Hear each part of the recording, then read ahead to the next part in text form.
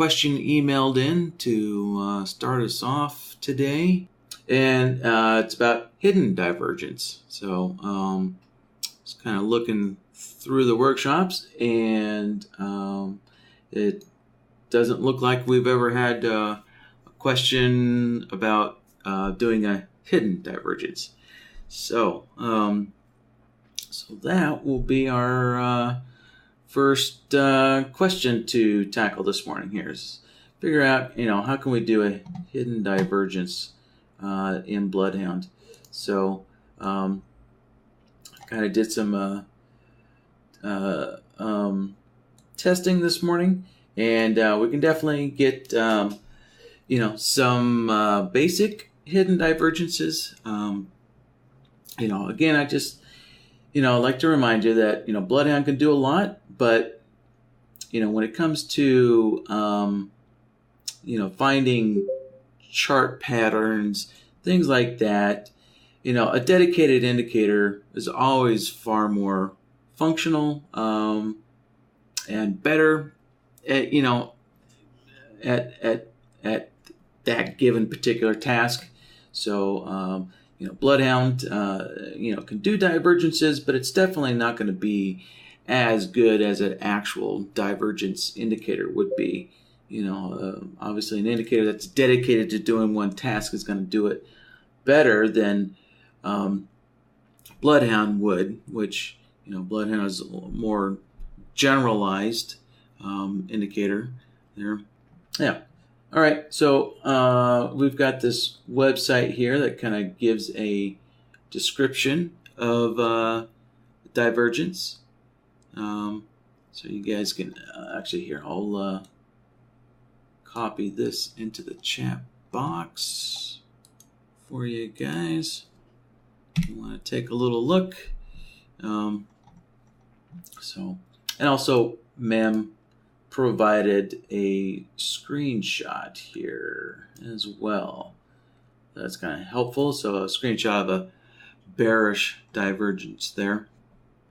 Yeah, so with that, I'll minimize this and we'll pull our chart up for today. And I already have some hidden divergences marked on this chart here. So this would be a bullish hidden divergence here. Let's get that arrow up. There we go. So there you go. Example of a bullish. So the indicator makes a higher low, but price either would be flat or going in the opposite direction. Price keeps going down.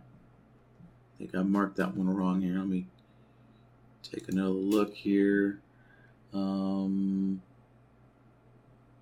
Yep, sorry. That one is wrong.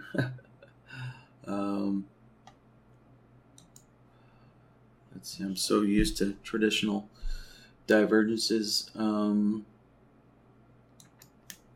So it would be actually, let's see, would that be one?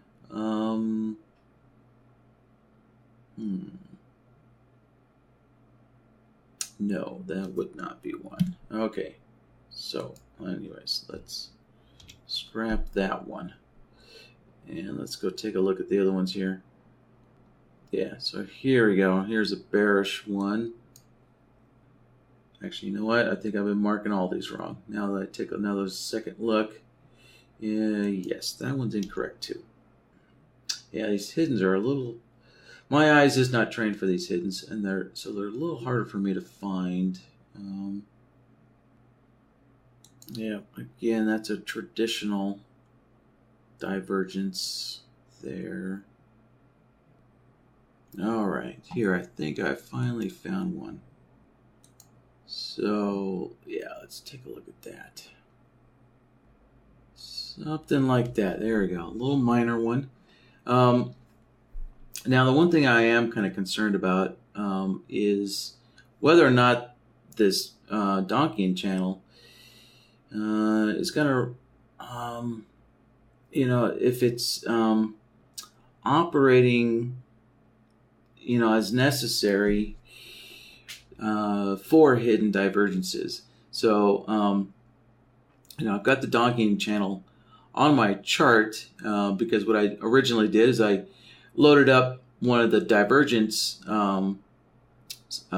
systems, and Daniel Rowe over at Trade the Plan had found a better way to use the Donchian channel with BloodHound to find a standard divergence.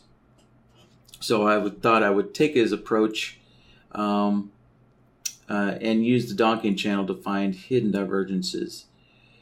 And I'm not all that convinced it's going to work properly. We'll see. And the reason being is kind of this missing. The Donchian channel isn't filling in that. Isn't flat like this, like where my little line is. However, when the Donchian channel is really needed, it is in the right location. So we can see that the Donchian channel is measuring back to that bar back there that made that low. So it may work. Visually, it looks a little odd to me, but at least so far it looks like it's working here. All right, so there we got one, and I guess we need to get out of this midnight area where there's not much movement.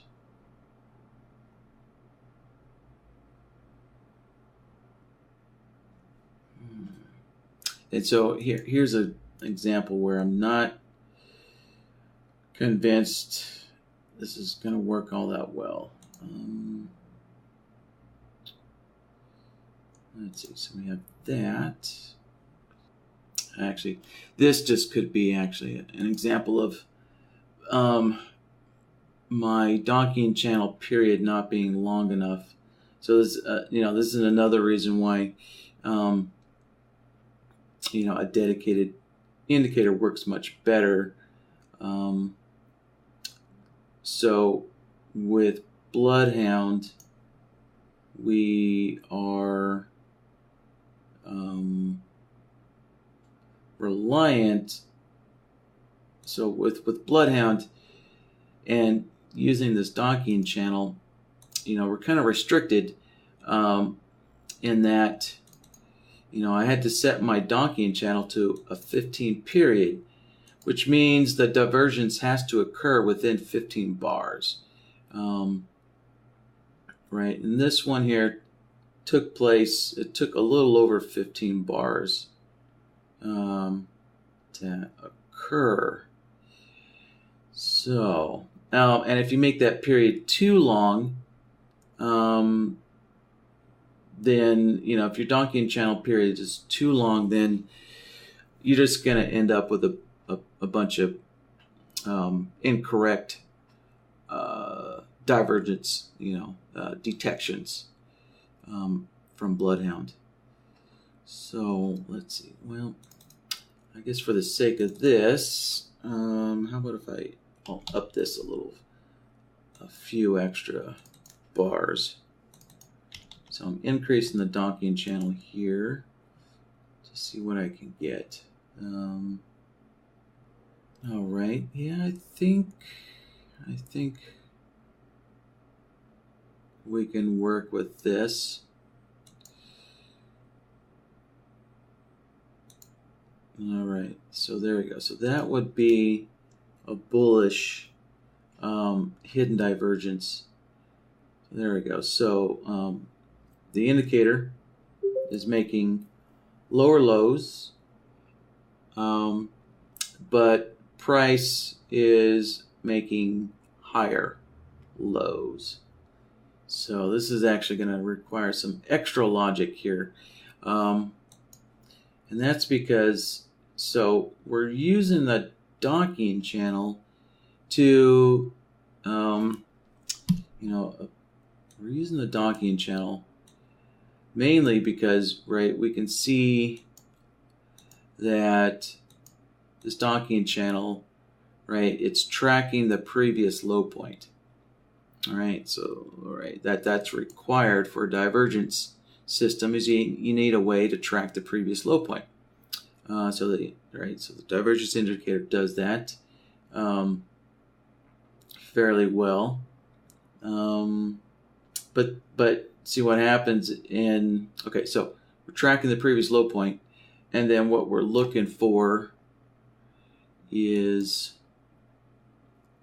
so when we find kind of a lower low point, and let's see, actually, no, sorry, this wouldn't be detected because the RSI just moves flat, and let's see, it doesn't move up until there, so we need to extend this over here like this. And okay, yeah, so this still might work out. This still might play out here, but let's just adjust everything over here. Okay, so back to the reason why we're using the Donchian channel is we can typically what we want to do is we want to see, is price, so in this case, is price higher than that previous low point? Right, so the Donchian channel is tracking that previous low point, and then when our indicator, makes a swing point, or in our case, it's making this low point, we then compare, we compare price to the Donchian channel, and we're saying, is price above the Donchian channel? Is it above it, or is it equal to it? So it works out here, and let's see. So what I'm thinking is I might need to create some solvers that's going to detect when this Donchian channel steps up. All right, the Donchian channel is sloping up, or if the Donchian channel is sloping down. At least in this particular hidden divergence, I would absolutely have to create some solvers that's going to detect when this Donchian channel steps up, and that tells me that, well, price has moved higher as compared to this previous low point. Right, so Donchian channel is tracking that low point, tracking it, and then price moves higher. Whereas we can see that the RSI, it's making lower lows, and we know that because the Donchian channel, in this case, is sloping down. Yeah, the Donchian channel is sloping down. And also the RSI equals the Donchian channel. All right, so if our indicator is moving down, so when our indicator is making these lower lows, the indicator and the Donchian channel are equaling each other, right? And let me, there we go. So as our Donchian channel, so as our RSI is moving down, it's equaling the Donchian channel. All right, so that's another test that we're doing here, to see if our indicator's making these lower moves, then that means the indicator and the lower channel are going to be equaling each other. Right, so the Donchian channel and the indicator are equaling each other there. Right, let me get another adjustment here. There we go. Same thing here, right? The indicator is moving lower, and we can see it's equaling the lower channel of the Donchian channel here. So I'm doing a, right, so we're doing a, so the way this divergence works with BloodHound and the Donchian channel is we're comparing our indicator to the Donchian channel, and we're also comparing price to the Donchian channel. So the Donchian channel is really the indicator that's doing the the work for BloodHound. You know, the DonchianChannel is tracking whether the indicator is making you know, lower moves and whether price is making higher moves or lower moves. So, kind of wondering if maybe I should be using the SiSwingsHighsLows, which tracks swing points. Yeah, it's, you know, the swings, highs, lows indicator that comes with BloodHound, right? Tracks swing points, and I don't know, that might be a little better in our case, but I don't know.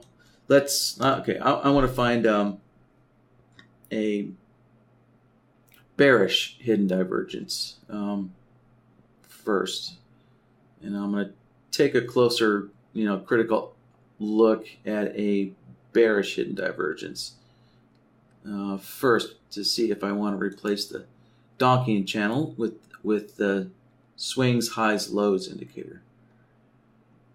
So let's see if I can find a bearish hidden divergence.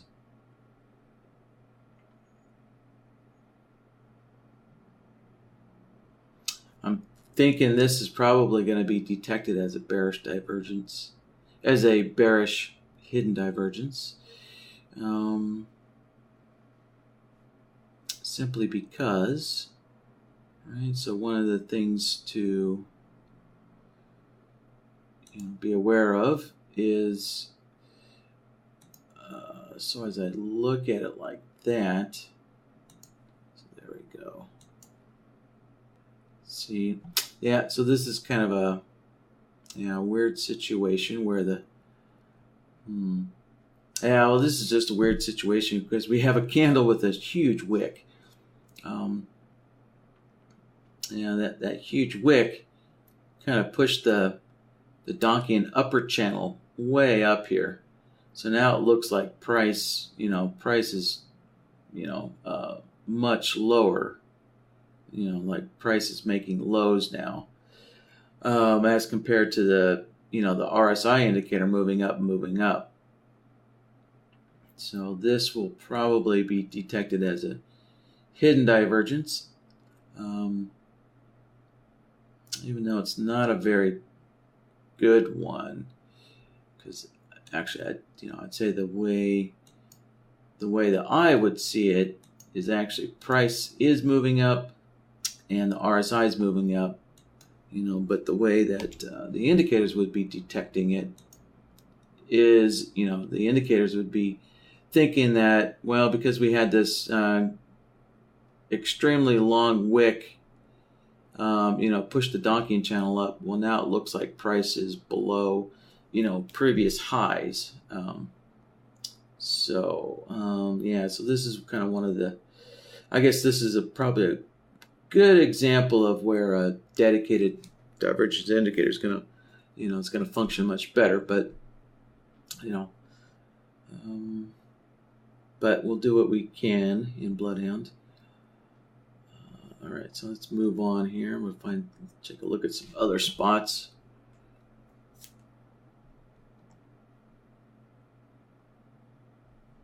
All right, here we go. I think we found a decent one. Okay, so essentially price remained flat while the RSI made a slightly higher high there. There we go. So that qualifies as a hidden divergence, bearish. So we've got a couple on the chart. Yeah, these don't seem to be happening all that often.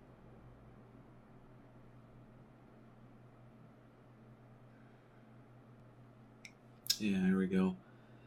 And I think I found another bullish divergence.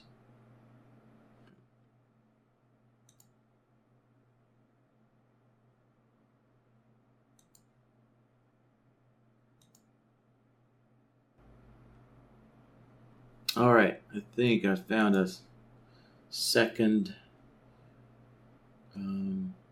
hidden bearish divergence. Yeah, there we go. All right, so I've got a couple on the chart here to work with. And all right, so before I get started here, I'm going to take a look at the question board and see if there's any questions or comments on this here. Let's see. All right, so let's see. Mayhem was throwing some suggestions at me there. So, all right, let's see. So from 4:30 to 5, let's take a look here. I'm not sure what day I was on when you were suggesting that. 4:30 to 5. Yeah, we definitely have one. But this is a perfect example of where the DonchianChannel just isn't tracking this properly. All right, so instead of I'm not so sure the swing indicators, I don't think it's going to track this one properly either. I think this is just going to be one of the hidden divergences where a dedicated indicator is going to be required. But let's see. All right, but I'll throw this swing indicator on here and let's see if it's going to work out for us. Okay. So, the one of the critical steps, in building a divergence detection in BloodHound is, getting your indicators settings correct.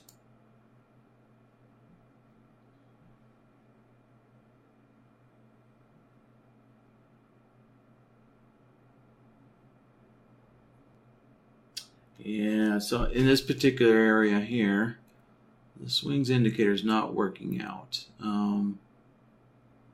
Yeah, so the swings indicator, let's see how to explain this. So if we look at our RSI indicator, in looking at the RSI indicator, maybe this actually is a bad example for BloodHound here. I'm using kind of the swing low way back here on the RSI, and there's a bunch of smaller swing lows on the RSI until we get to this last one here. So we can see this visually, but getting your indicators to work out for BloodHound, to skip these swing lows in the middle, it gets tricky. You really need your Donchian to be set correctly, to be able to look several swing points back, right? So what I've drawn here is we're skipping these 2 swing points in the middle of the indicator here. So we're going, from going back 3 swing points to create our anchor points. But the swings indicator is not going to do that. So the swings indicator, it's always tracking the most recent swing point. So the swings indicator isn't going to go back. It's not going to go back, 3 swing points back here. Yeah, so, let's see. So I think for now I'm going to stick with the DonchianChannel. Yeah, I think, so really what we're going to be detecting here is this. Yeah, so the RSI, we can see the RSI made a new low point, and,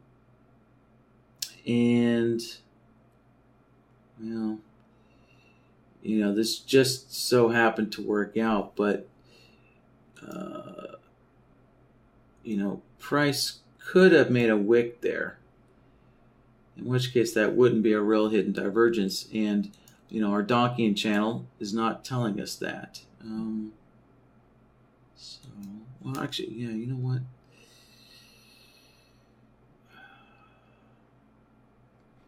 Yeah, so maybe I will go back to the swing indicator. Actually, I'm going to leave that on here. And I'm going to put the swing indicator back on here. And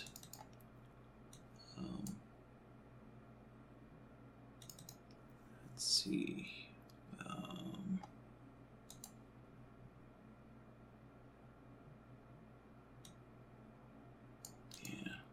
And, okay, so now I'm going to scroll back on the chart and check those other divergences that I found earlier and see if the swing indicator works for those.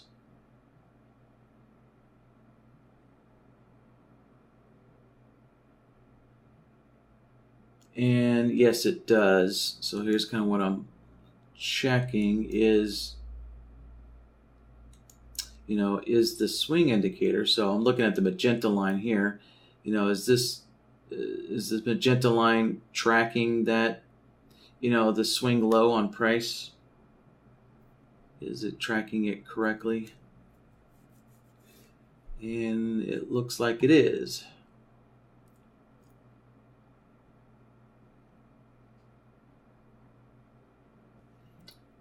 And it does look like, yeah, it looks like our swing indicator is working good here as well.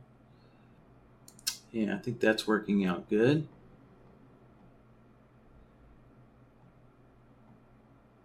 Interesting.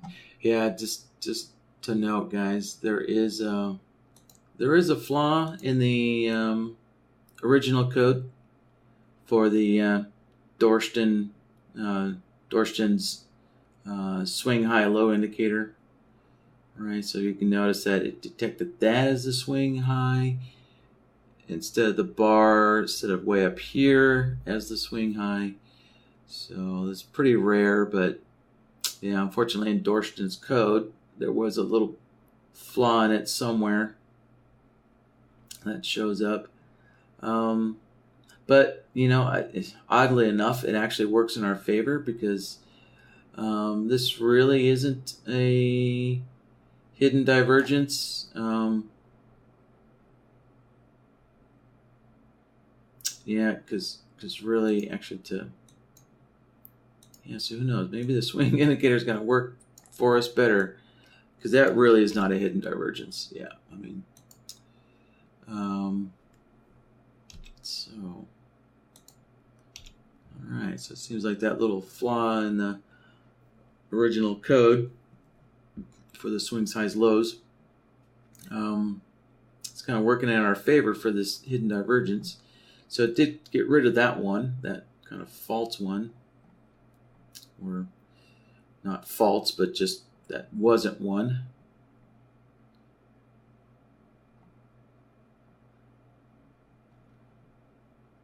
And let's see here. And it's all right. So here's that bearish hidden divergence, and swing indicator seems to be working great for that one as well. So basically, the swings, highs, lows indicator, right? It's showing us that price is flat, but we can see the RSI made a slightly higher high. All right, let's check this last one here. Yeah, actually, I should adjust this here. So this, yeah, that actually would not be a hidden divergence to look at that correctly.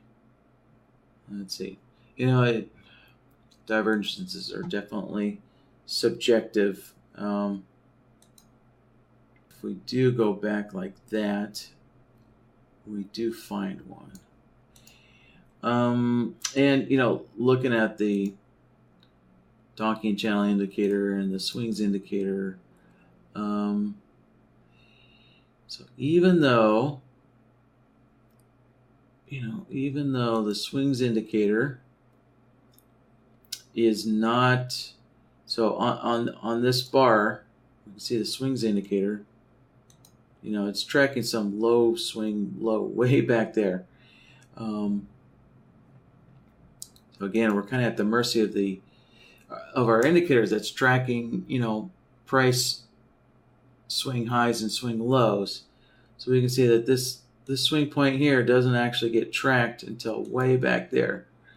You know, way back here, which is, you know, a few bars past our, you know, a few bars past our hidden divergence point.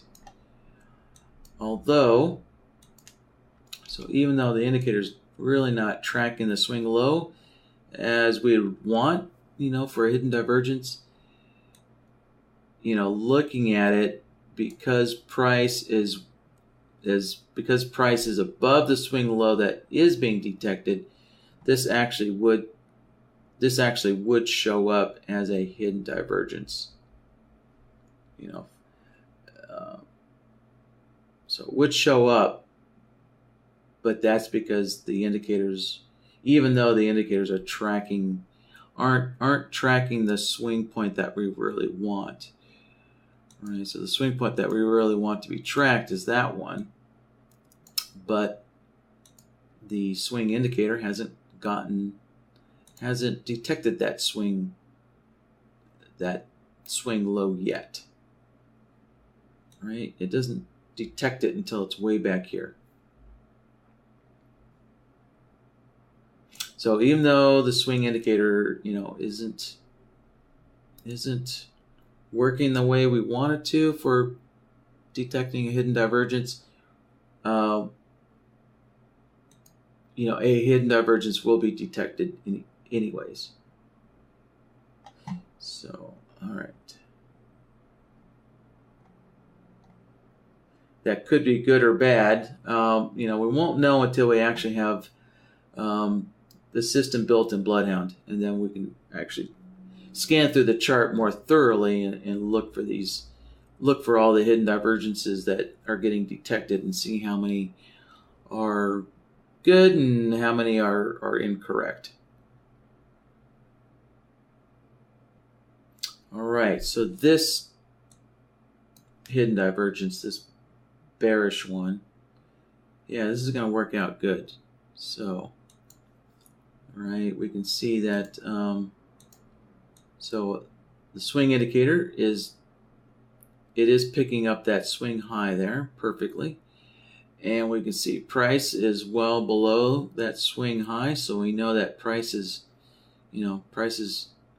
making a lower high point, and we can see on our RSI, you know, that based off of the DonchianChannel, that our RSI is making highs. It's making new highs. So this one is going to work out good. Yeah.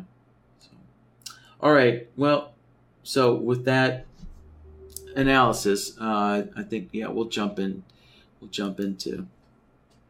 doing this here.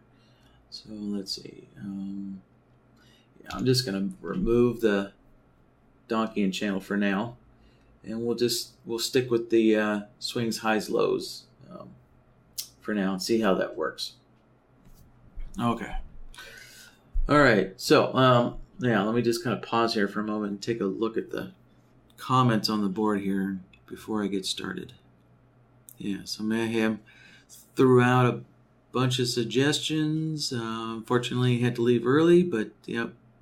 Okay. All right. So I think I got enough information to at least, you know, kind of get a first draft of a hidden divergence going, and you know, maybe we'll pick this up in later workshops. So okay. Let's see here. All right, so this is kind of a nice, clean, bearish hidden divergence here. Nice, clean one to kind of work with. So, yeah, so I'm going to work with this one to start building here. And then once I think I have something, then I'll scan back on the chart and take a look at the other hidden divergences that we found and see how things play out here. All right, so let's get BloodHound going, open, and start building here. All right, so let's see. Let's put today's date in. And all right, so we have a name here for the system. And normally I don't put a description at the end, but these divergences ones seem to be of particular interest to a lot of people. So there. So therefore I added divergence at the end there. So all right, so I'm going to just start working on the logic board here. Start working on the logic tab on the logic board. And so I'm going to create a new logic template, and so there we go, hidden divergence. And you know what, this time I'm going to put a little description in here because I have a feeling we're going to revisit this probably sometime later. So let's see, so I'm going to make some comments on here. All right, so we're using this swings, highs, lows for price, and we're using the DonchianChannel for the RSI. And let me just, okay, there you go. So there's some notes in there. So, guys, if you haven't been using these description areas, they do come in handy once you start building a bunch of systems. So making little notes to yourself comes in handy, and you can get to it by using the arrow here, right? The green arrow there. So this is a description for this one particular logic template, right? And then there's another description area designed for basically, the BloodHound template, for the general template name. And then as you create logic templates inside of your main template, then you can put a description for each of your logic templates. So, all right, so if I create a new logic template here, I create a new one, right? You'll see its description area is blank. And then if I switch back to the hidden divergence logic template, then there's my description for that one. And then this new one just has a blank, right? So each logic template has its own description section here, down below. And this one, right? So this description area up here is, it's for the file, for the BloodHound file itself. All right, so let's see. The first thing I'm going to do, I'm going to start somewhere easy here, and the first thing we're looking at is the RSI indicator, checking for swing high points and swing low points. And, what are these swing points here? They're inflection points, right? Every time the RSI makes a little, makes a swing point up, that's an inflection. Or if it makes a swing point down, that's an inflection down. So I'm going to grab a inflection solver here,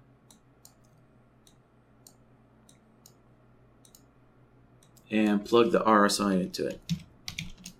All right, so let's just name this. There we go. Okay, and let's plug the RSI into the indicator.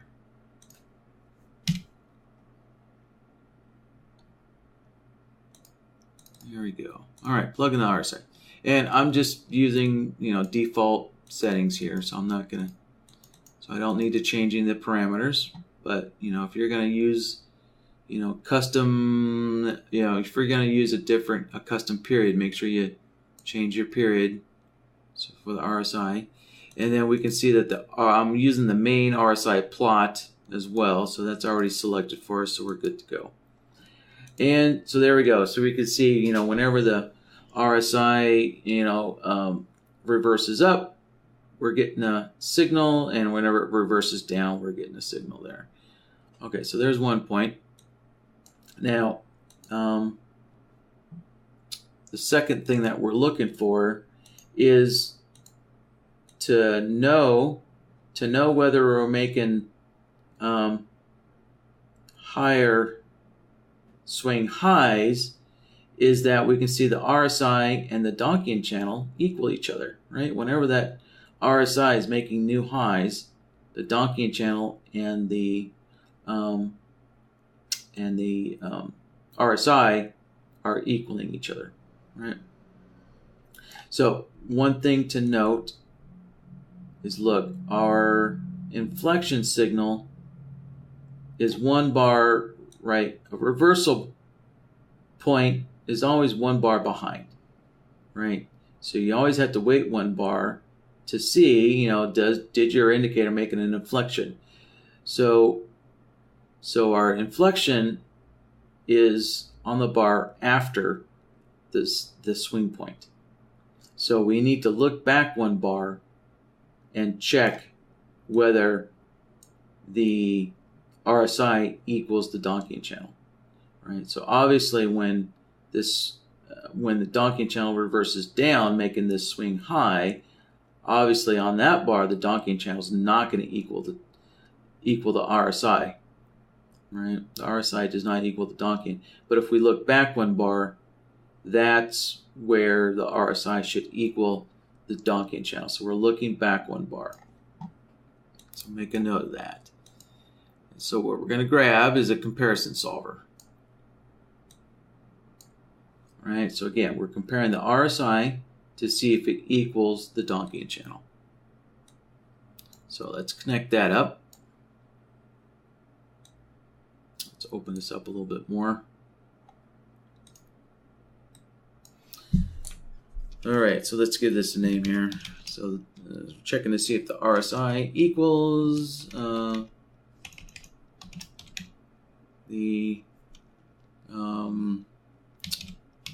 I don't have enough space to spell it all out. I'll just say Dontkey there. Kind of abbreviate it. All right. So in input A, that's going to be our RSI, and then input B down here, that's going to be our Donchian. All right, so let's plug our indicators in.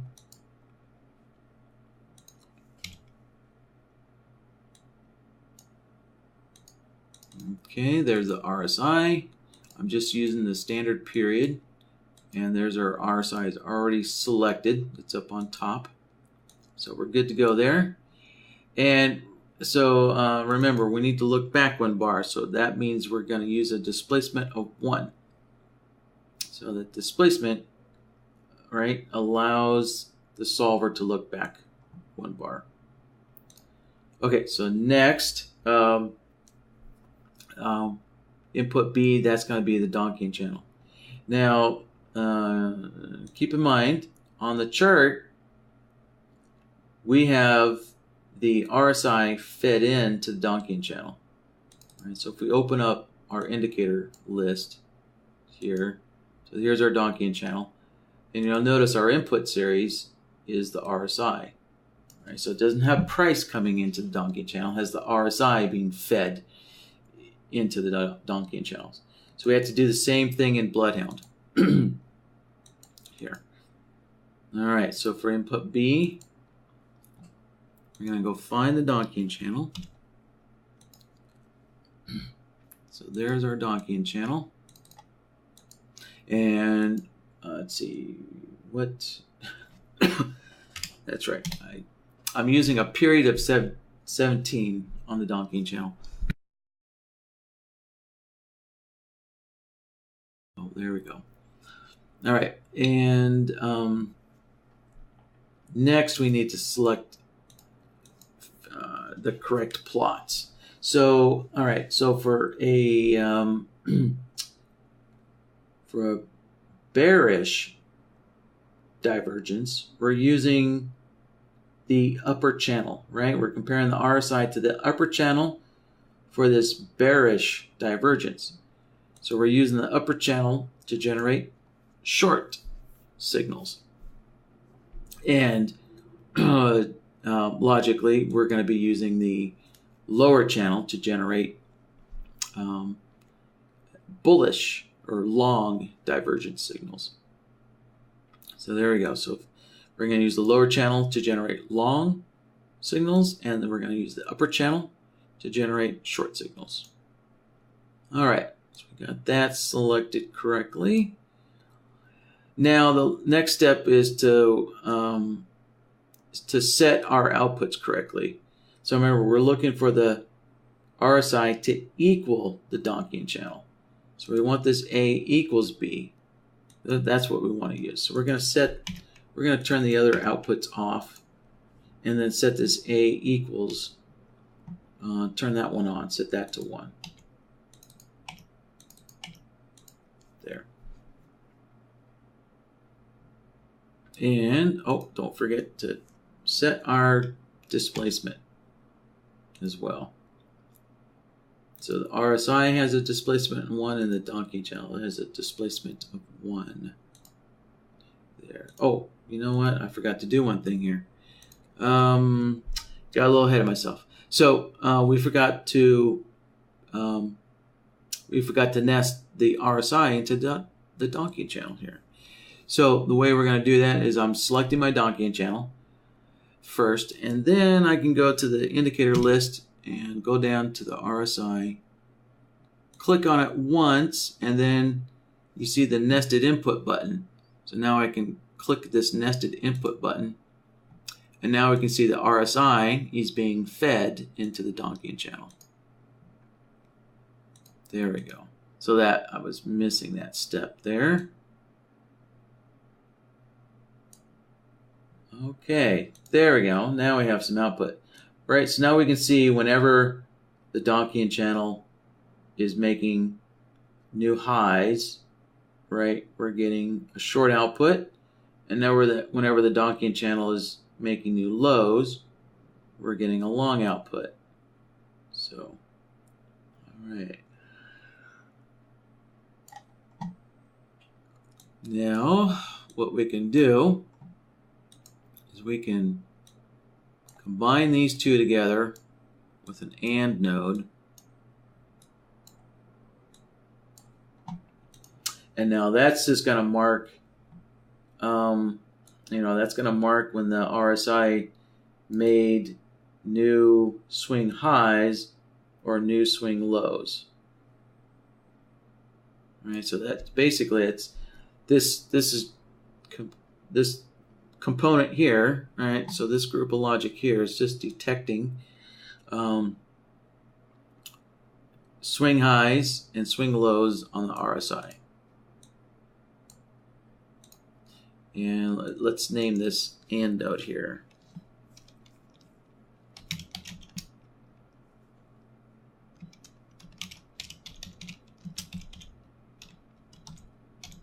All right. So coming out of this AND node is the RSI swing highs or swing lows.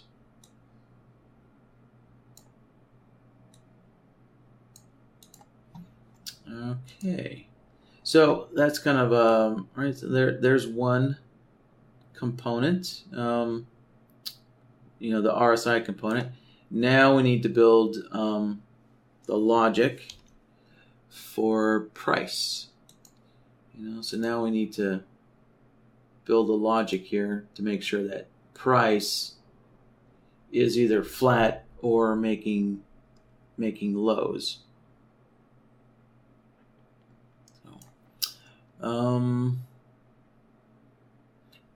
Let's see.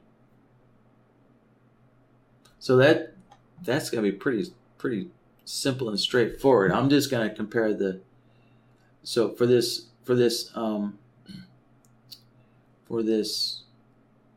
bearish signal, I'm just going to compare the high price of the bar to the swing indicator.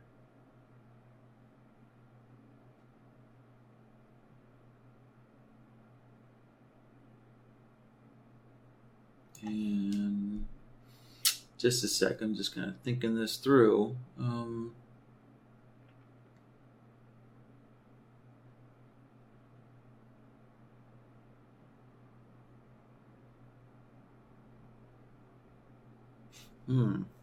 Yeah, thinking this through, I kind of realize now that, well, price is always, no, that's not true. Hold on. Okay, yeah, sorry. Yeah, sometimes price does go above that swing high. Yeah, so if price is moving up, then that would negate a bearish divergence if price is above our swing high, right? So yeah, so as long as price stays below our swing highs, price keeps moving down. That's what we want for a hidden divergence.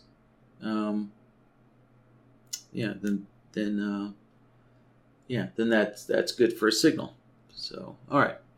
So easy enough. So again, we're gonna grab another comparison solver. And so again, we're comparing, the bar price. So we're going to be comparing the high price of the bar or the low price of the bar to either the swing high or the swing low.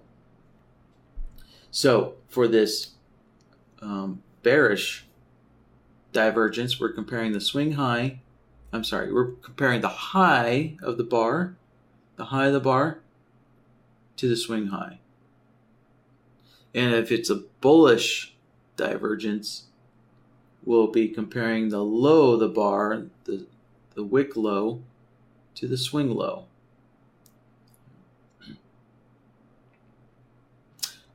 Okay, so let's plug that in here. All right, so input A, that's going to be price. So we're going to change it from an indicator value to price. Right? We want to compare price to the swing indicator. And so let's figure out what prices do we want to use. So we're not using the closing price. We're either going to use the bar high or the bar low. So again, we're focused on a short signal here. So we're going to use the high of the bar high, to the swing high for a short, right? For a bearish or a short signal here. All right, so we're using the high price of the bar for a short. So let's go back to BloodHound. So there's our short, and we want to change that to the bar high. There we go, bar high. And so we know that then for a long divergence, we want to use the low of the bar.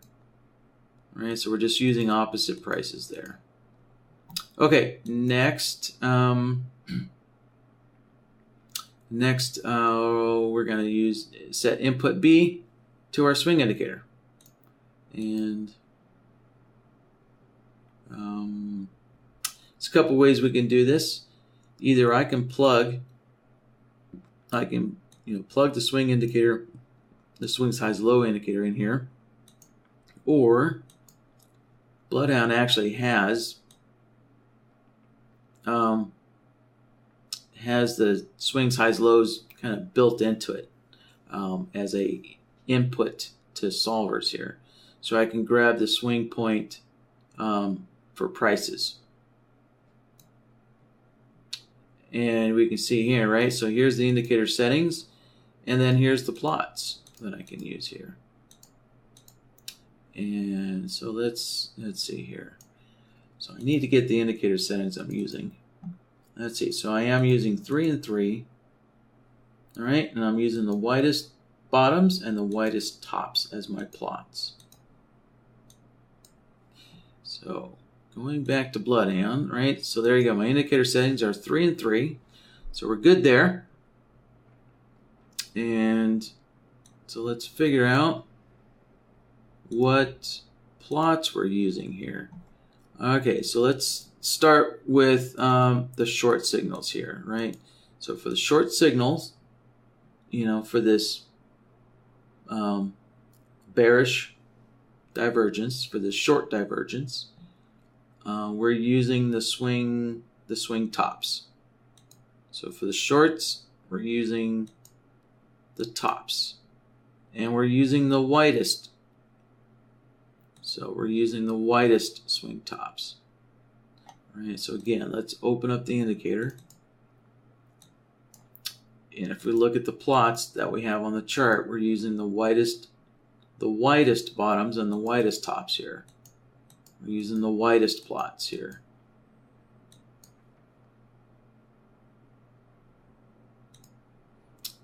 And all right, so yeah, so there we go. So we have the widest tops selected, and then for the long, it's going to be the opposite. So it's going to be the bottoms, the widest bottom there. Okay, so we have the swing indicator set up for input B. Now the next thing we need to do is check our outputs here. So let's see. So again, we have our example is to generate a short signal, right? So let's focus on the short outputs down here. We'll set up the short outputs. And so what do we got here? So price is going to be below our swing indicator. Price is going to be below. So in other words, price is A, our indicator is B. So A has to be below B. And here we go. So A is less than B. So that's set up correctly. Yep.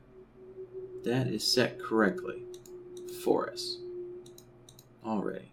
And then the longs is going to be the opposite here. So, all right. So that's set up correctly. Yeah. And so if we look at the output, it looks a little messy. And, it looks a little messy, but if we look at it, if we kind of break it down and look at it a little more in a broken down, kind of by breaking it down, simplifying it. So you see all these short outputs, right? The short output coming from this solver. What that's telling us is that price is making, lower lows. Price is making lows. And that's what we want, right? So for a hidden divergence, we need price to be making lows. So price is constantly making lows all throughout here, right? Which is good. That's what we want. So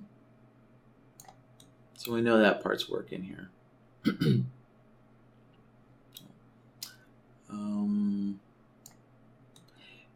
And for a, I guess, yeah. So let's take a look at the long outputs here.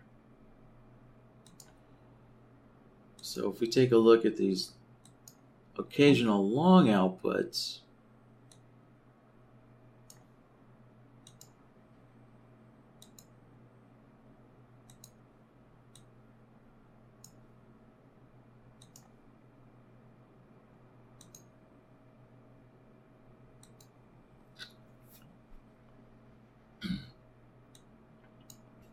right? Okay, so these long outputs, that would be, right? So in the case of a bullish hidden divergence, right? So let's ignore this bearish divergence for now. So when we're analyzing, why are we getting a long output here? Well, for a bearish hidden divergence, we need price to be making higher. We need price moving higher, right? So RSI is going to be moving lower, but price is going to be moving higher. And so these long outputs here, is telling us when, price is higher than the swing low. All right. So we need price to be higher than the swing low in order for a bullish hidden divergence to work out here. Right. So just kind of thinking it through logically. So we don't have a bullish hidden divergence on the chart right here to look at, but so that's why we're getting the long output and the short output. So I know this is working correctly. At least it appears to be working correctly for now. We won't know till we plug the whole system together and take a look at the finished signals here. Let's see. I need to give this a name here. Let's see. All right. So we're looking for the high or the low. Yeah, we're looking for the high or the low to be below or above the swing high or low.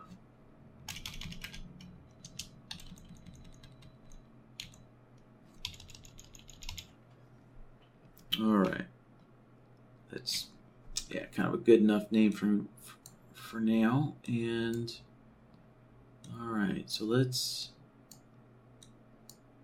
plug this in there. Oh, and let's see. Yeah, remember we need to look back one bar here.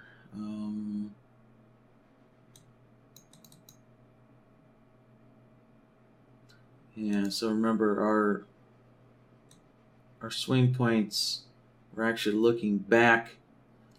We're looking back one bar onto the bar with the swing point. So for price to look back a bar, we need to change our look back period to 2. And so instead of looking at price on this bar, we should be looking back at price on this bar. Right? And that's because that's the bar of our RSI swing point there.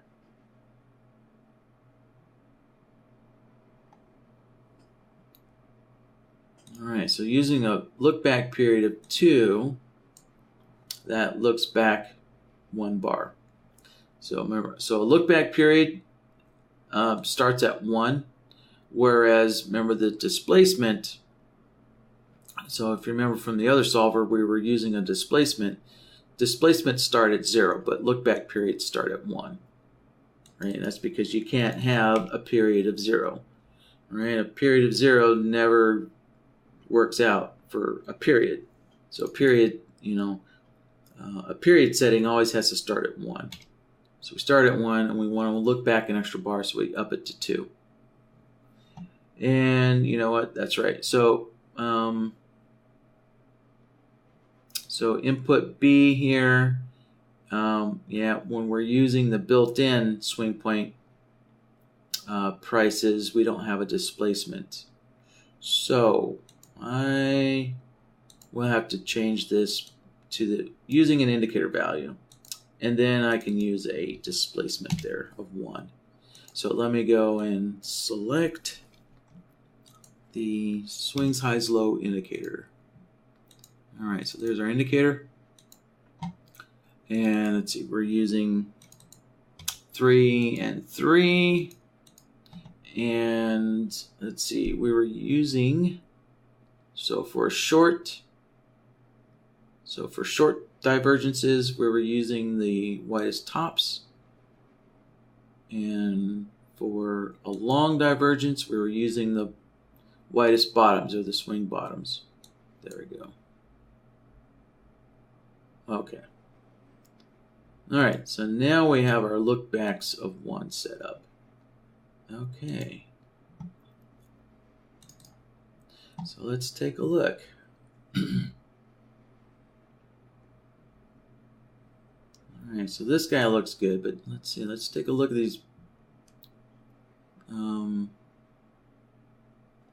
Yeah, these swing longs, or these hidden divergence longs. Well,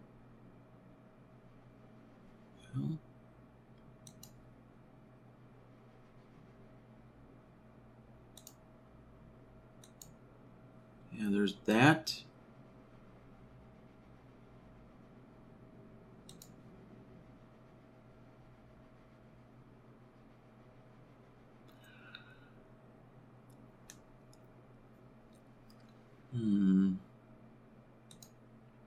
So that really isn't working out, but you know, again, it kind of depends on how you're looking at these divergences.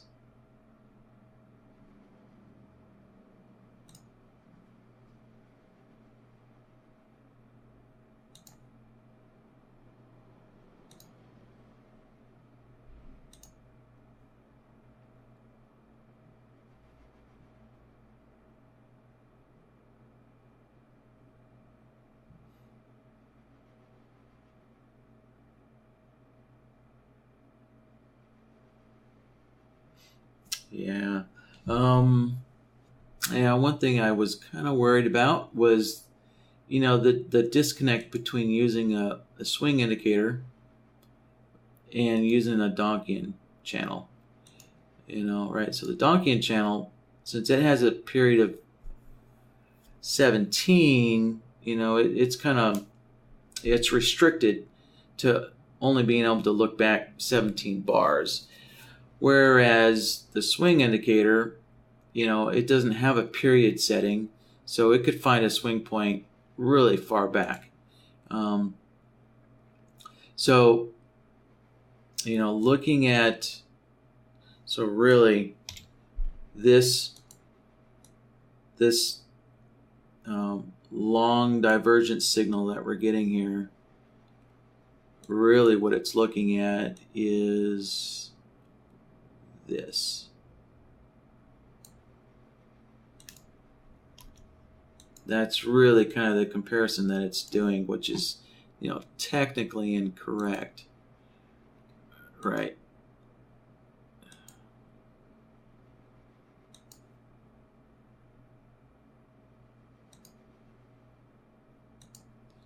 Right. So when we're looking at price, you know, we're comparing this bar to the swing low, which that swing point's way back here, but on the RSI, the DonchianChannel is not looking, you know, that DonchianChannel is not looking way back here. Right, that DonchianChannel is just looking, it's only looking within the last 17 bars.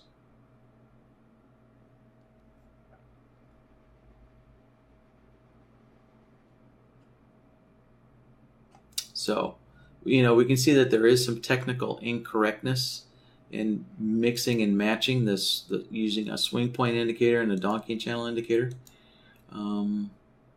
Yeah. So, so who knows? People might like this. Just, you know, maybe this will work out for some people. So we'll just kind of leave it. And but first, let me kind of scan back here and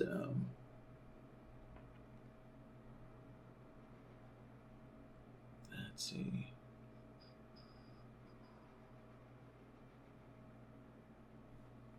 Yeah.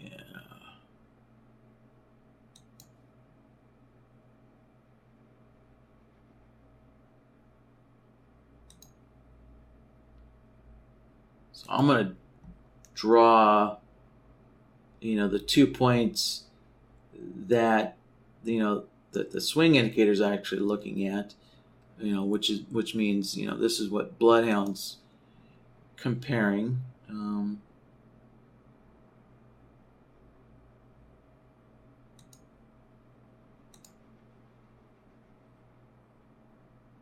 And so actually this is Yeah, this one is correct.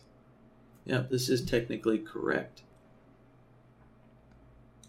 So if we look at this, so the DonchianChannel is actually picking up that swing point. Let's grab an arrow here. Let me grab an arrow. Okay, so if we look at the DonchianChannel, it's actually looking back to this RSI price point here. So we're grabbing this point. The DonchianChannel is looking at that point, and then we see that the DonchianChannel, it did moved up when the RSI moved up, and then when we're looking at price, we can see that the swing high found this swing point back here. So actually that worked out. That was technically correct. So I'm looking at these long signals now. And let's see.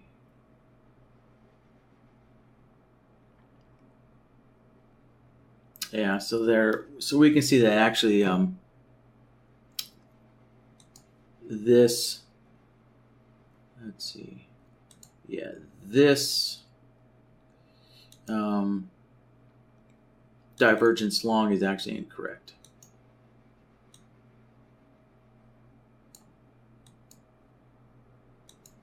Yeah, so there's kind of one of the issues of mixing and matching two different indicators here. So the swing indicator, right? The swing indicators, it's only going back this far. But we can see the DonchianChannel is actually going back much, much further to find its anchor point. Right. So therefore, yeah, so this really isn't a correct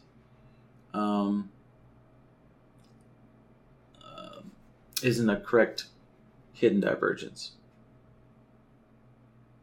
Yeah, the next one would be, the second long signal would be, so, all right, so there's our RSI making a new swing low, and price is basically, it's flat to slightly higher. Right, so the second one's technically correct.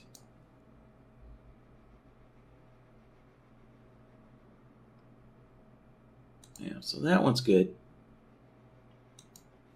Yeah, but the first one's really not technically correct. So, all right. So let me go back to, okay, I'm just going to skip through these. I'm going to go back to the areas on the chart that I had picked out here. Okay, good. So this one was detected. So that's good. And we had a bunch of others which, it's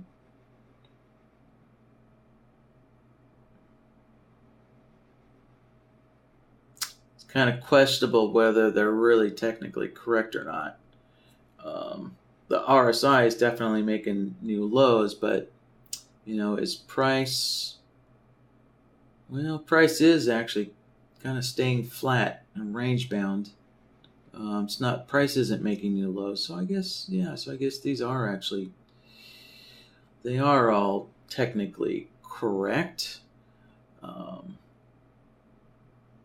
Yeah, looks a little sloppy, you know, but again, that's because, you know, we're trying to use BloodHound, you know, for something that's really not. So, you know, again, you know, a real divergence indicator would give you cleaner signals. So, all right, let's move on. Let me scan forward on the chart to the next spot that I had marked. Oh, here we go. Okay, so,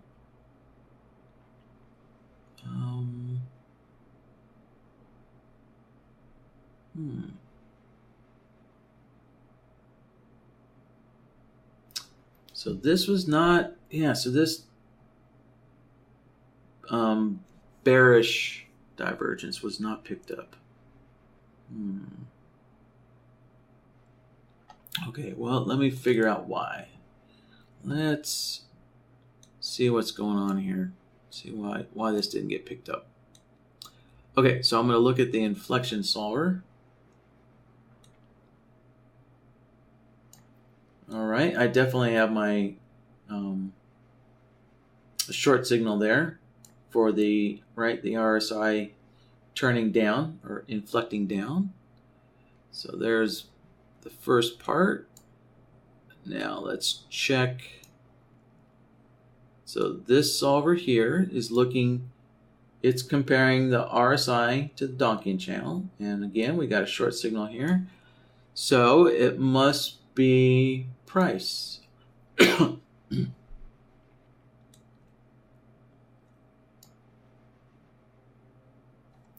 And here we go. So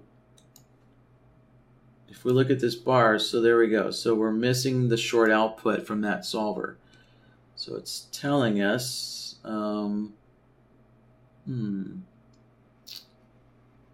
price is not below the swing high. Well, yeah, so price doesn't actually need to be below it.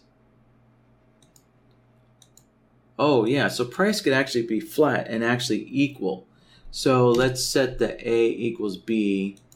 Yeah, we need to set this A equals B to 1 as well. All right, so remember, price can actually equal the swing high or swing low point. Okay, now when we look at the chart on this bar, now there's a short output right there. So now let's take a look at the signal.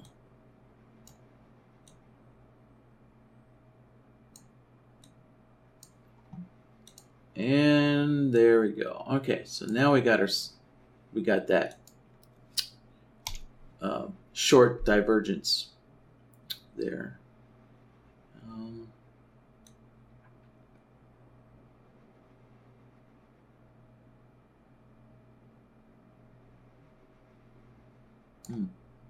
Yeah, let's take a look at this guy here. So, you know, that one, yeah, that would be incorrect.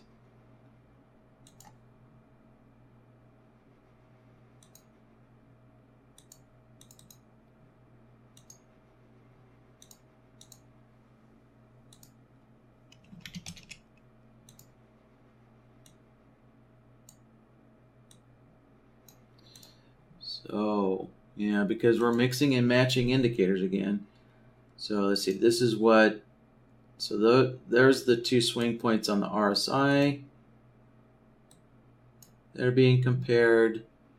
And let's see what's being compared on price. Yeah, so there.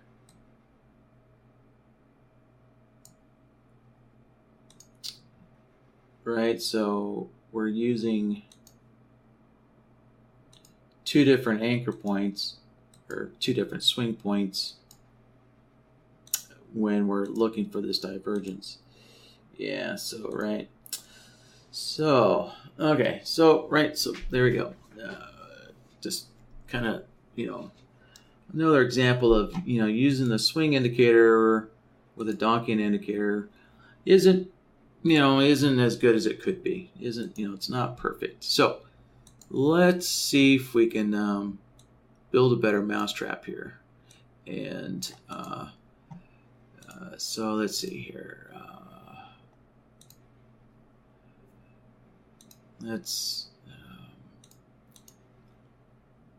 All right, so I've got my description here. Yeah, so it's telling me I'm mixing and matching indicators here. So let's make a copy of this, and we'll use the DonchianChannel for both price and the RSI.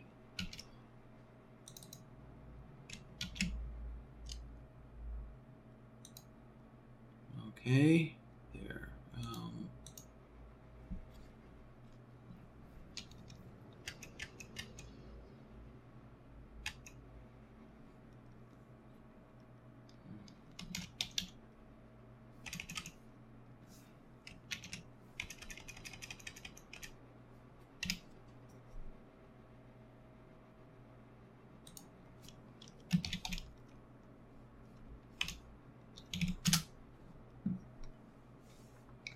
right, so I'll just make a little comment in the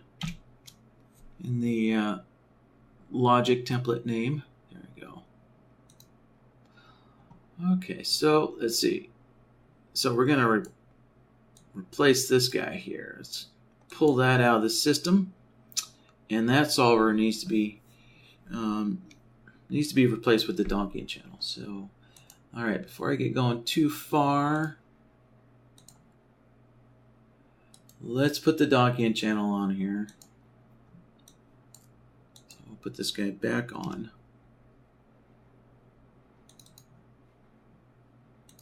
All right, and again, we're using the 17 period. All right, so both the RSI is using a 17 period DonchianChannel, and the price is using the 17 period DonchianChannel. Now, you know, the period of the DonchianChannel, how do you figure that out? It's really just putting the indicator on the chart and just finding a period that looks good. That's really all you can do, is just kind of take some guesses at it. You know, probably a rule of thumb. Well,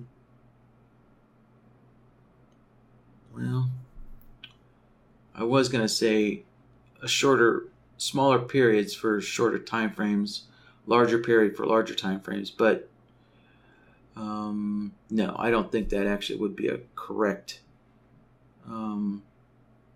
Yeah, I don't think that would be correct to say that. I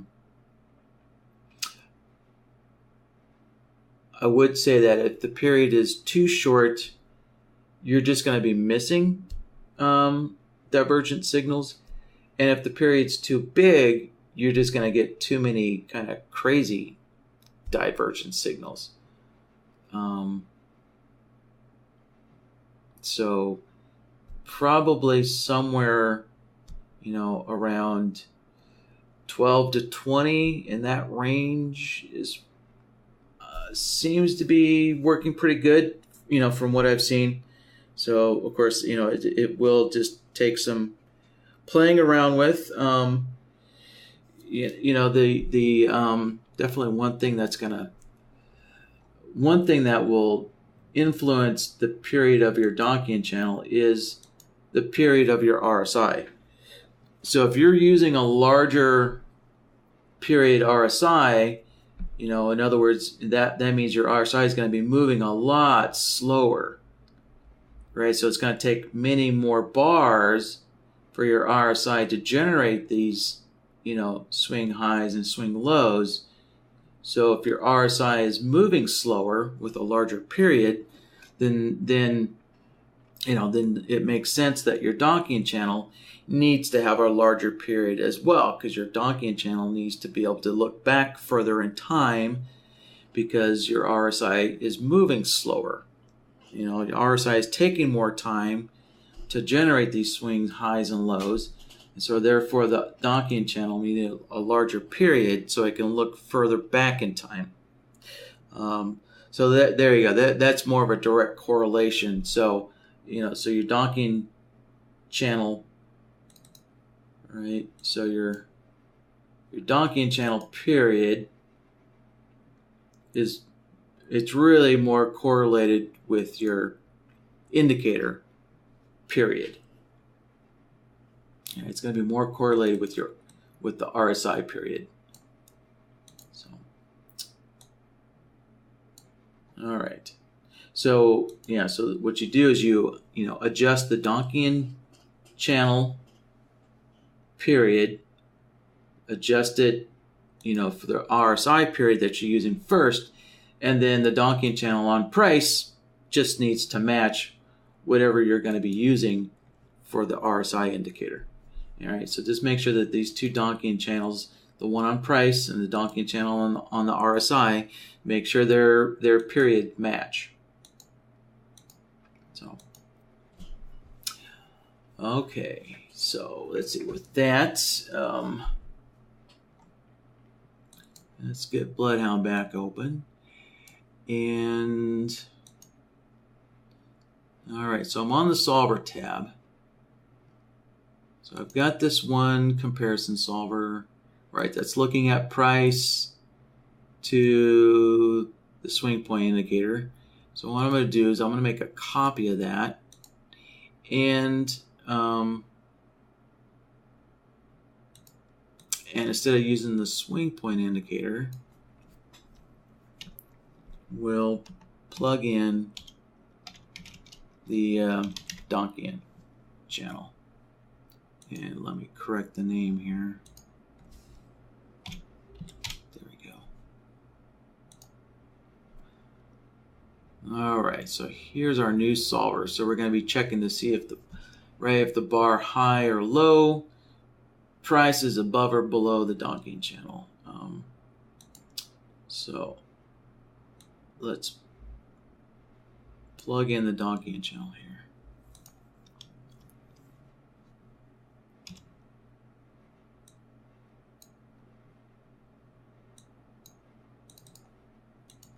All right, change the period to 17.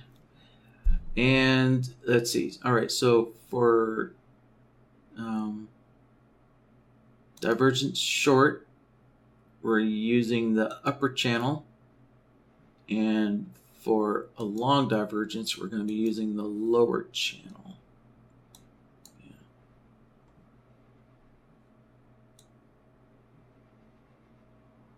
Yeah. And we have a displacement of 1 still in there. Good. All right.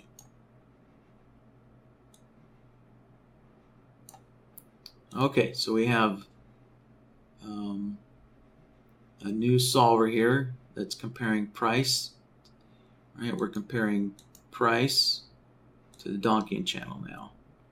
So let's drop that solver in here.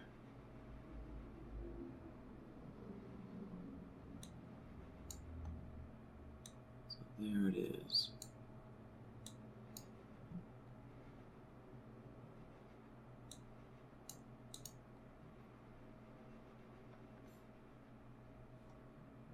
All right, so now let's take a look at the chart here.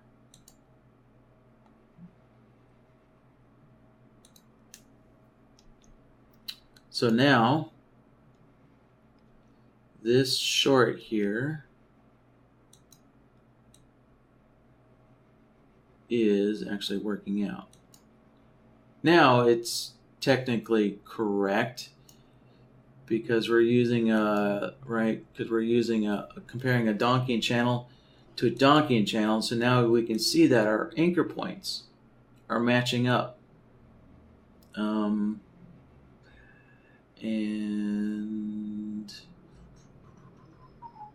sorry, actually that is incorrect.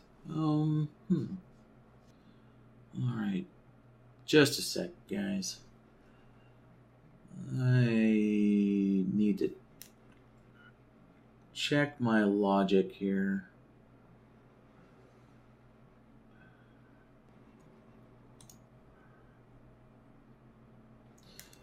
So there's an awful lot of signals here, and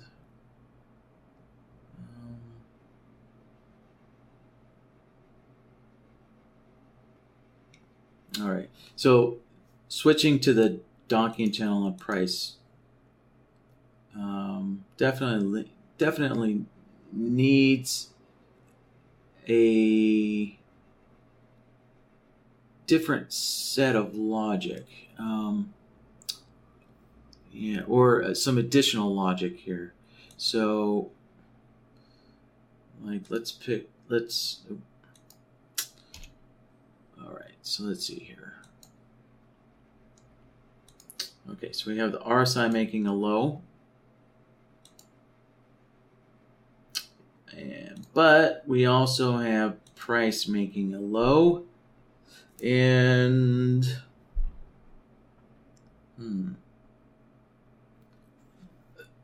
so let's see. Yeah, so we have some kind of situations where the DonchianChannel isn't, where the DonchianChannel really isn't suited for using for a hidden divergence. All right, and that was the point I was trying to make earlier. I was pointing that out earlier. But I think I can kind of build some logic that can compensate for the DonchianChannel not being quite suited. So let's see here. Let's all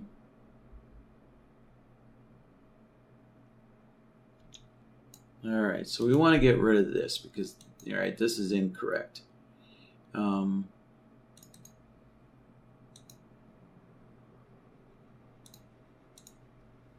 so that's incorrect. And so one of the things I noticed is that, so if the DonchianChannel is moving down, if the lower channel of the Donchian is sloping down, then that really, so that basically nullifies, that nullifies using the DonchianChannel.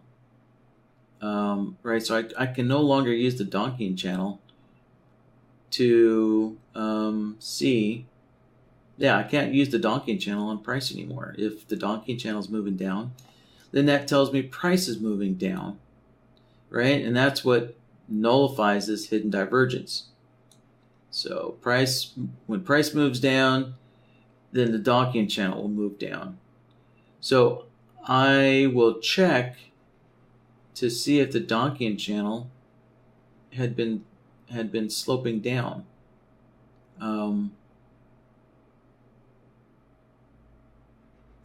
Within the last few bars. And that should correct. That should correct these. That should correct the incorrect divergence signals here. Right, because we've got, we have a bunch of them. Let's see here. So both of these guys are incorrect as well.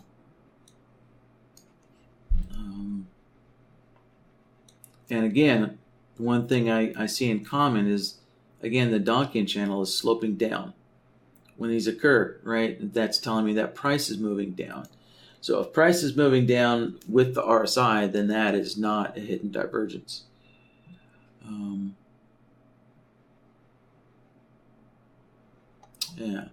All right, so I need to check the slope of the DonchianChannel. Really what we want is the DonchianChannel to be flat. So you see how the DonchianChannel is flat there. So, right, if price hadn't moved down, then the DonchianChannel would have been flat. So you see how the DonchianChannel stayed flat, flat, flat. And if price had moved up, the DonchianChannel would have stayed flat. So what I'm looking for is, ideally, I'm looking for a flat DonchianChannel. At the very least, I don't want the DonchianChannel to be sloping down within the last few bars.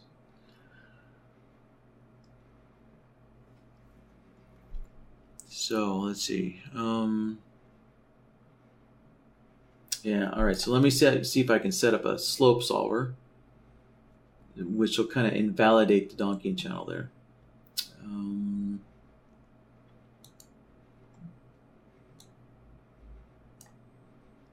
All right. So this is the solver that's got the issue, right? That's the solver. It's looking at price and comparing it to the DonchianChannel. And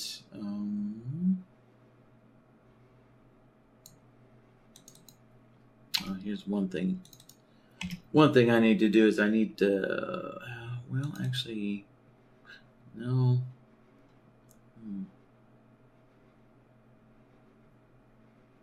Actually, that would be correct.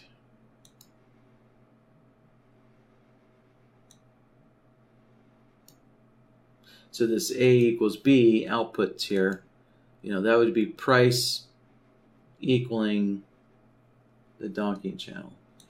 And let's see. Actually, yeah. Looking through the chart, yeah, you know what? This comparison solver, it's constantly giving us a long and short output, and that's because the price bars are always in between the DonchianChannel. So there we go. That's, yeah. So this is really the wrong kind of comparison. Yeah, that really doesn't. That doesn't even work. That solver doesn't work. All right. So using a comparison solver, you know, when using the swings highs low indicator, that worked out, but not with the DonchianChannel. Right? The DonchianChannel just operates differently.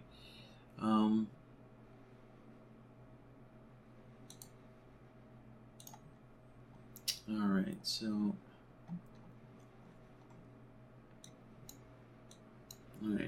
I'm just going to pull this out of the system for now, and let's add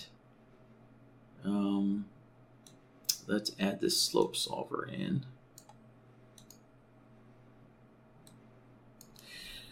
All right, so looking at the Donchian slope.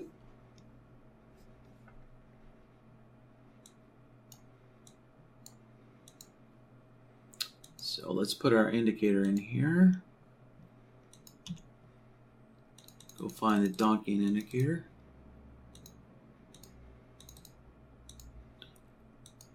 Okay, we're using a period of 17. All right, so we're looking at, let's see, the lower channel. Again, remember we're using the lower channel for a long hidden divergence, and we're using the upper channel for a short hidden divergence. So there we go. Now to find the outputs that we want. All right, I'm just kind of thinking this through in my head. Okay, so again, if the DonchianChannel, if it is flat, so what we're looking for is the DonchianChannel. We want that to be flat. That's good. The DonchianChannel is flat. That's good, right? That means price is either moving up. Well, basically, the DonchianChannel is flat. That means price is not moving down, right? So price is not moving down. So that's good. So this value at zero slope, I'm going to set that to 1. So that's when the Donchian is flat. And then, yeah, I think that's really all we want. So, all right. Well, let me. I'm missing one more component here.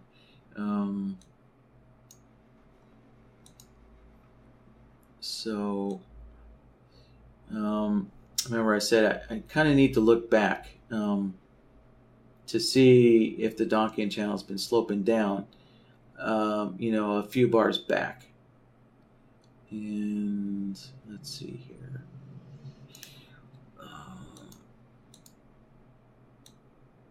Yeah, I'll use a look back period.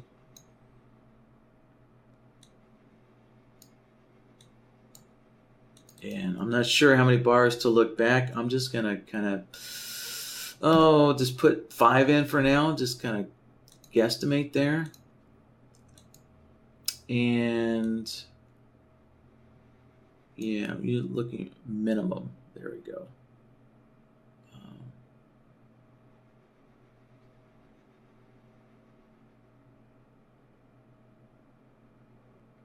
Let's see, just a sec. This is not getting me what I want.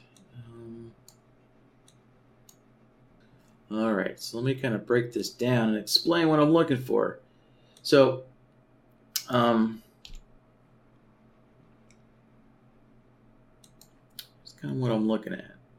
So, we see this long output here. So we're, so again, let's remember what we're trying to do here.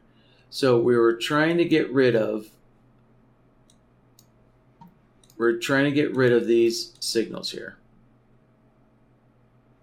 Right? So we were trying to get rid of that long signal. We want to get rid of that long signal. And we want to get rid of that long signal. Right? Because those are not hidden divergence, because price is moving down while our RSI is moving down. So that's not a hidden divergence. That's actually a correlation. Right. So we're trying to get rid of these long signals here. And so on this, what I'm trying to get out of this slope solver is I want no long signal. So if there's no long signal coming out of this slope solver, then that would cancel out those long signals there. So when I look at this slope solver, what I'm trying to do is I want to get rid of that long signal out of BloodHound. I want to get rid of that long signal out of BloodHound. Right. And let's see, this one is gone. So that's good. Let me just kind of change the color here. All right. So let's see. So these two long signals here are the ones I want to get rid of. But if I look down at BloodHound, I can see I'm getting a long output. So I'm getting a long output from the solver, which means, right, if I plug this in, if I connect this all up, right, I'm still getting these two long divergence signals, and that's incorrect. Yeah, that's incorrect. So, and the way I'm trying to get rid of, these long signals here is I'm looking at the DonchianChannel, and I'm seeing that it's sloping down. So if it's sloping down, I need to get rid of the long signals coming out of that DonchianChannel. So, well, actually,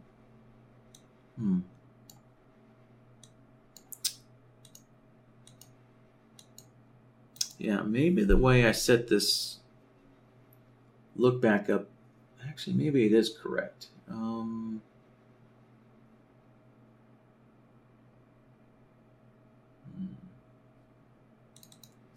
see, I'm going to knock the look back period down to 4 just to be a little conservative. All right. So actually, maybe this was set up correctly the first time. So let's take a look.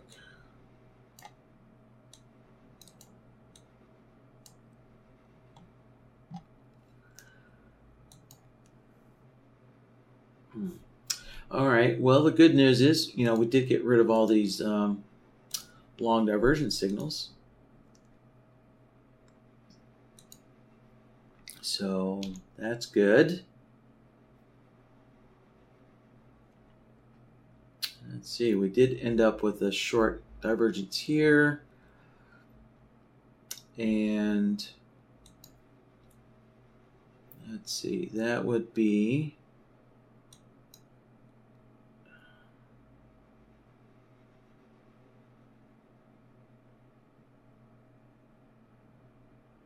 there.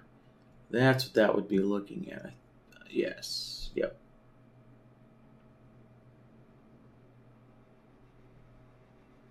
So that is kind of correct in a way. Again, it depends on how you are, it depends on what swing points you're looking for. Like if you're using this,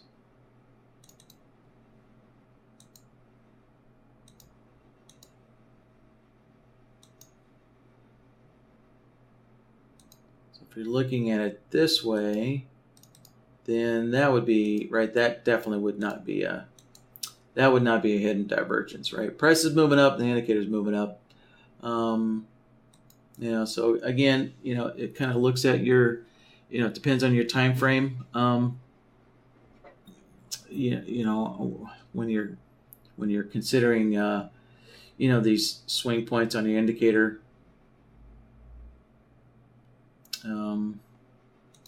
You know, so there is some, as I mentioned before, some kind of sloppiness when you're trying to use BloodHound for divergence.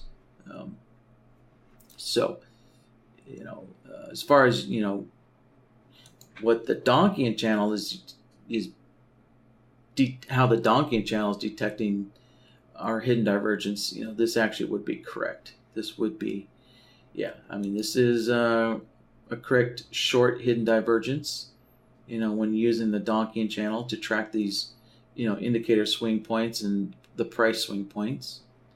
So, yeah, so that one's not, I mean, it's technically correct. Let's see.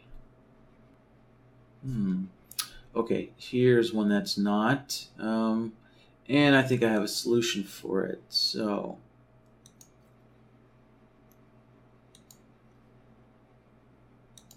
right. So we want to get rid of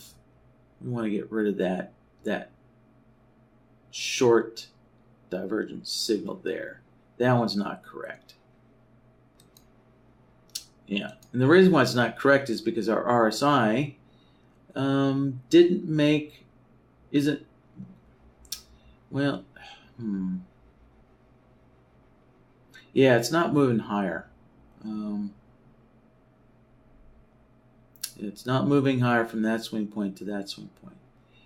So let's see, I think what I can do is, again, I can use a slope solver on the RSI DonchianChannel, and I'll make sure that the DonchianChannel either had a slope down or a slope up. When we're looking at the RSI, looking at the RSI swing points, you know, we want the DonchianChannel to be sloping up or sloping down. So let me find a good spot. Yeah, here. So you see, like right here, you know, so for this short hidden divergence, our DonchianChannel was being pushed up by the indicator, right? So that's telling us the RSI is making highs. And if the DonchianChannel is being pushed down, if it's sloping down, then we know the RSI is making new lows. So yeah, so you know what? That we really do need to kind of add that to the BloodHound system.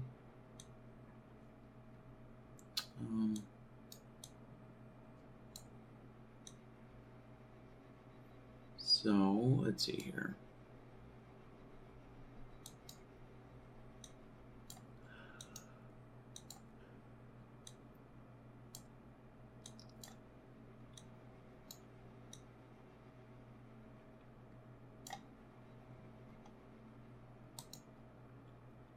Okay, so I'm going to grab a slope solver, and actually, let's plug it into the result first. So let's get this working first. Okay, so this is going to be the Donchian of the RSI. So let's set that up in the slope solver.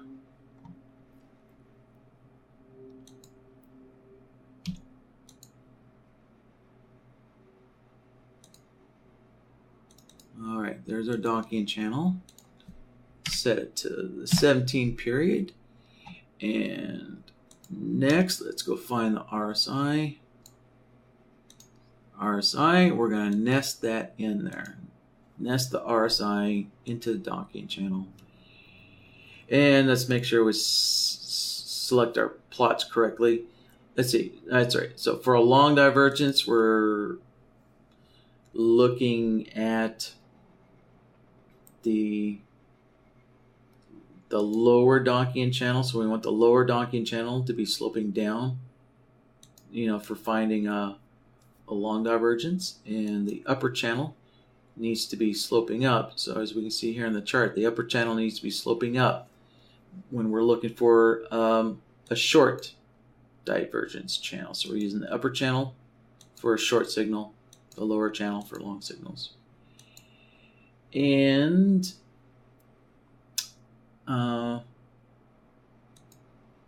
yeah, so when the Donchian, let's see, yeah,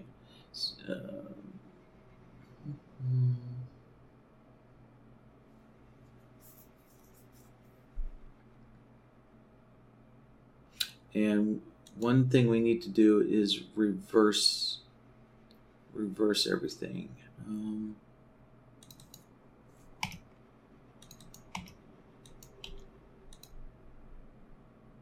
There, reverse it. So, right. So keep in mind when the Donchian channels is so when the RSI is making lows, right? The slope is down, but we're looking for longs, right? So we actually want to reverse that down slope to give us a long output, because we're looking for a hidden divergence, which is opposite, it's going to be opposite the slope of the Donchian channel. So the Donchian channel is sloping down, but we're actually looking for a long signal. So we needed to reverse the slope solver's output there. Yeah, here we go. So the RSI is moving up, the Donchian channel is sloping up, and we're getting short outputs. All right, we're getting short outputs. In preparation for a short divergence. So, and let's see, one more thing. We need to put a displacement in there. So there we go. We need that displacement in there. All right. I think that will do it. Let's take a look. All right. So I have an AND node. So this solver. Let's stretch this out here. All right, so this solver here, remember it's the RSI. We're comparing the RSI to the Donchian channel, so the RSI needs to equal the Donchian channel. And then we have the slope solver here. So when we take a look, whenever the Donchian channel is sloping up, right, and the RSI equals it, we're getting that short output. And if the Donchian channel is moving down and the RSI is equaling the Donchian channel, we're getting this long output here. Right, so remember that's kind of the pre-setup for a hidden divergence. So we need our RSI to be moving down or the RSI to be moving up.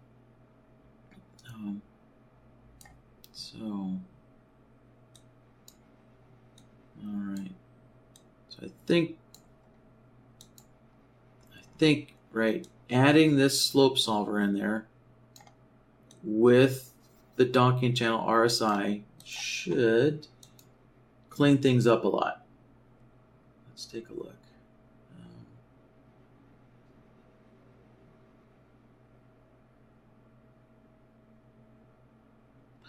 And it, let's see, it didn't get rid of that.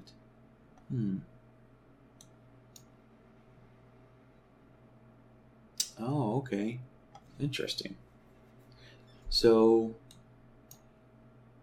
it's hard to see, but actually the Donchian channel did. Oh, wow, look at that. We really got to stretch this out. But look, the DonchianChannel did actually slope up a little bit. It did slope up a tad bit. So mathematically, our DonchianChannel did actually move up. So actually that was a valid hidden divergence, just barely. Yeah, okay.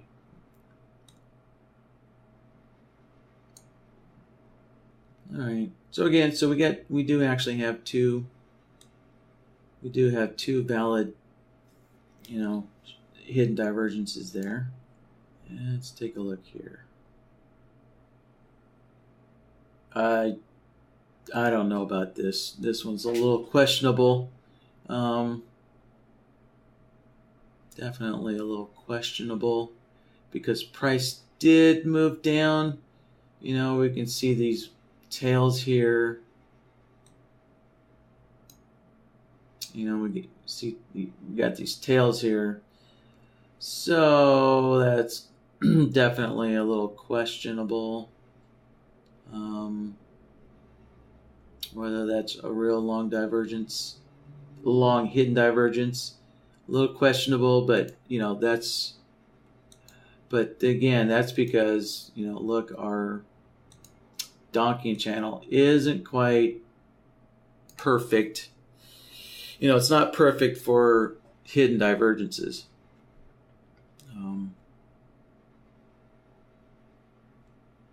Yeah, because in some of these hidden divergences, the DonchianChannel is just looking way back too far. So this DonchianChannel is looking way back here. It's looking back 17 bars. It's looking back a little too far. Really, a proper divergence indicator would only be looking at price back as far as it needs to be. Look, it wouldn't be looking a fixed. A real divergence indicator would not be just looking back 17 bars as a fixed value. A real divergence indicator would say, okay, yeah, you know what, we got our swing point on our indicator here. So when we look back on price, we only look back on price back here. We just compare this price right here. We don't look all the way back here. That's looking back too far. So that's kind of one of that's probably kind of the main sloppiness of building a divergence within BloodHound, is you don't have control over, the anchor points at which you're comparing price movement. So the anchor point should be here, not back here, 17 bars.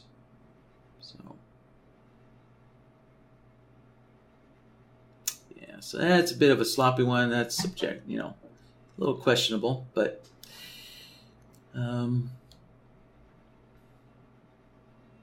let's see. Yeah, this one was still good. All right. Let's take a look at these. So we definitely have the RSI moving down. That's for sure. And yeah, but we also have price moving down. So there we go. So price really wasn't, it was moving down. So that kind of, that invalidates that hidden divergence. Again, our RSI is moving down. That's correct. But price is also moving down. So yeah, so that's not a clean hidden divergence either. Again, so price, price was incorrect. And again, the cause of it is, the cause of it is because our DonchianChannel is looking back to this swing point.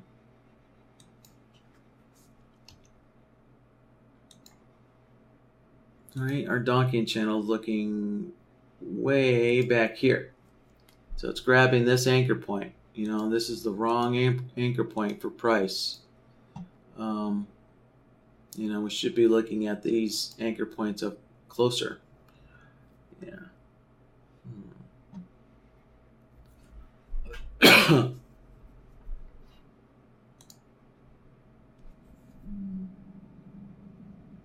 So I'm just kind of thinking if there's any kind of solution, to this kind of DonchianChannel problem that we've got here, right? So we got this problem created by using the DonchianChannel. Yeah, I'm not thinking of anything now, but I don't know. Maybe in the next workshop or a few weeks from now, maybe some kind of solution might pop up. That something. I think basically the solution is going to come down to finding another indicator, to replace the DonchianChannel with on price. I think that's going to be the real solution. Yeah, the swing points didn't quite work out for us, and the DonchianChannel is not really working out for us when finding hidden divergence. So, the DonchianChannel works great when we're looking for a standard normal divergence, but with the hidden divergence rules, it's not working out for us.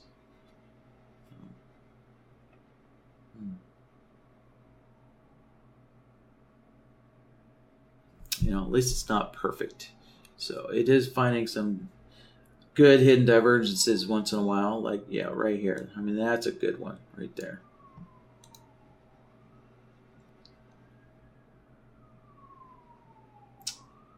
And let's see, these guys.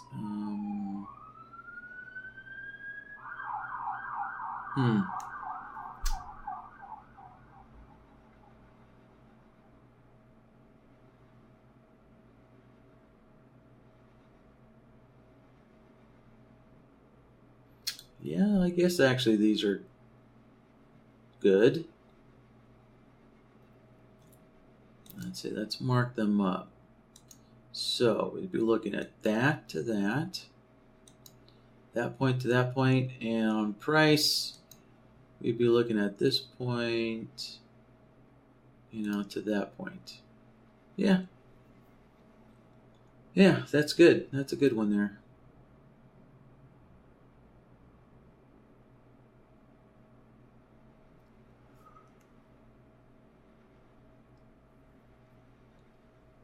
That one just happens to work out, although technically, let's see, we're actually, the DonchianChannel is looking back further. Yeah, the DonchianChannel is actually looking back to that anchor point. But, it just so happens to work out. Okay. Well, with that, guys, I think I'm done for now. So let me take a look at the board here in just a moment, and let me get this cleaned up. Let's get rid of that solver we never ended up using. Oops, I want to delete that. There we go. So, all right, and one last thing.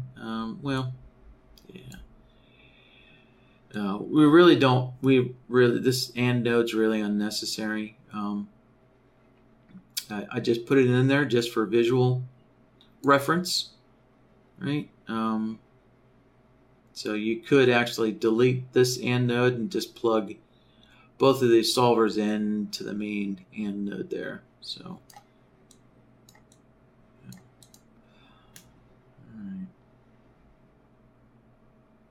okay, with that, let me take a look at the board here, see if there's anything new. All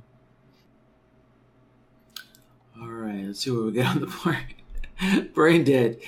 Yeah, I agree, Frank. I feel like I want to take a little nap here.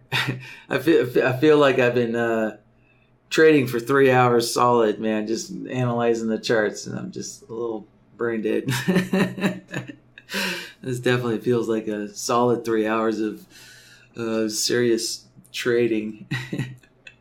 All right. Let's see. Frank was asking, let's see, how can you reach us for one-on-one help? Right there, Frank. This is the way you reach us, our support email. So there's only one avenue there. All right, that's the one and only email address to reach us at. Alrighty. So, and let's see. All right, so let's see what Vic has here. So great. All right. Well, gentlemen, with that, if you got, remember, tomorrow's the Blackbird workshop. So if you got questions for Blackbird, I'll see you guys tomorrow. Otherwise, you can send your question in by email, and I'll get that answered tomorrow for Blackbird there. Okay, all right, guys. Well, with that, have a good one. If I don't see you tomorrow, have a good weekend. Okay, bye-bye, guys.